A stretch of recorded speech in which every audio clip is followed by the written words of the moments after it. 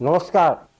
পুরো বিশ্বে থাকলে वाला প্রত্যেক সনাতনী ভাই বোনকে আমার নমস্কার এবং প্রণাম। আর যত বরিষ্ঠ নাগরিক এবং মহিলা এবং পুরুষ আছেন তাদের পা ছুঁয়ে প্রণাম। দেখুন ভাই বোনরা, ভারতীয় জনতা পার্টি কিছু কোর আছে, কোর কোর স্টেপ ছিল, ওর মধ্যে অনেক মোদিজি পার করিয়ে দিয়ে। যেমনি সব থেকে আগে গরিবের জন্য অন্তর্দয়, যে পণ্ডিত দীনদয়াল মুখোপাধ্যায় বলে গেছিলেন, पंडित दीन दयाल उपाध्याय बोले गए कि सबसे अंतिम पायदान पे बैठा हुआ आदमी को हम लोग को उठाना। और जन्नो शौचालय माननीय मोदी जी করছেন, করবেন, করে দিয়েছেন। পাকা বাড়ি করছেন, করবেন, করে দিয়েছেন। টোটাল ইলেকট্রিফিকেশন, বিদ্যুতের থেকে কানেক্ট করছেন, করে দিয়েছেন আর করবেন।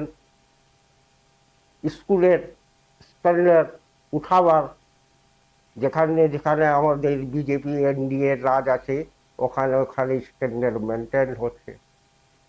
স্বাস্থ্যের জন্য হসপিটাল গ্রামে গ্রামে, পঞ্চায়েতে পঞ্চায়েতে একদম আপডেট, আজকাল ডেটের সব কিছু ইনস্ট্রুমেন্টের সঙ্গে ডক্টর, নার্স, কম্পাউন্ডার যুক্ত হসপিটালের আর হেলথ সেন্টারের ব্যবস্থা আমাদের যেখানে যেখানে সরকার আছে ওইখানে কমপ্লিট কাজ চলছে। আর 100% যেখানে 10 বছর সরকার থেকে গেছে ওখানে 100% আপ টু ডেট ব্যবস্থা হয়ে গেছে। ওইভাবেই এবার পশ্চিমবাংলাতেও হবে। তারপরে স্বাস্থ্য বিমা 5 লাখ টাকার যে কভার মাননীয় প্রধানমন্ত্রী দেন, ওর জন্য আজ ভারতবর্ষে 50 কোটি মানুষ লাভান্বিত হচ্ছে। আর এবার 11 কোটি বাংলার মধ্যে 60 কোটি বাঙালি থাকলে বাড়া সনাতনী নাগরিক, মহিলা হোক, পুরুষ হোক, বাচ্চা হোক, জওয়ান হোক, বিটি হোক, কন্যা হোক, বৌমা হোক, সবার জন্য ব্যবস্থা থাকবে। আর তারপরে 70 বছর যদি পার হয়ে গেছে তোর জন্য কোনো জাত না, কোনো স্ট্যাটাস না, কোনো পয়সা না, কোনো অমির না, কোনো গরিব না, কোনো লাল কার্ড না, কোনো পিলা কার্ড না, কোনো রাশন কার্ড না, 100% সেই স্বাস্থ্য বিমার আওতায় চলে আসবে। এবং উনাদিকে যাকে বলে না কোলে নেওয়া, মাননীয় প্রধানমন্ত্রী উনাদের কিছু হলে উনি কোলে নিয়ে নিয়েছেন। ওরও কার্ড এবার বিতরণ হতে শুরু হয়ে যাবে। তার জন্য প্রত্যেক পরিবারের লোক এবার 100% ডিপেন্ডেন্ট হয়ে গেলেন। কোনো বেটা বেটি ভাইয়ের সাপোর্টের দরকার নাই। যদি আপনার চিকিৎসার দরকার আছে কার্ড রেডি করিয়ে নেন। আর মাননীয় প্রধানমন্ত্রী ওর জিম্মা অলরেডি নিয়ে নিয়েছেন এবং উনি আপনার সারা খরচা বহন করবেন এবং আপনাদের চিকিৎসার যাবতীয় ব্যবস্থাও উনি করাবেন। তারপরে গ্রামে তো হেলথ সেন্টার আপডেট হচ্ছেই, প্রত্যেক পঞ্চায়েতে একটা বড় সেন্টার থাকবে, প্রত্যেক মণ্ডলে একটা হাসপাতাল থাকবে, প্রত্যেক জেলায় একটা হাসপাতাল থাকবে। আর কলকাতা ওর থেকে ছোট ছোট বড় শহরগুলোতে মেডিকেল কলেজের ব্যবস্থা হচ্ছে। ঝাড়গ্রাম আলিপুরদুয়ারেও একটা মেডিকেল কলেজের ব্যবস্থা করা হচ্ছে। কাজ শুরু হয়ে গেছে, বাজেট পাস হয়ে গেছে।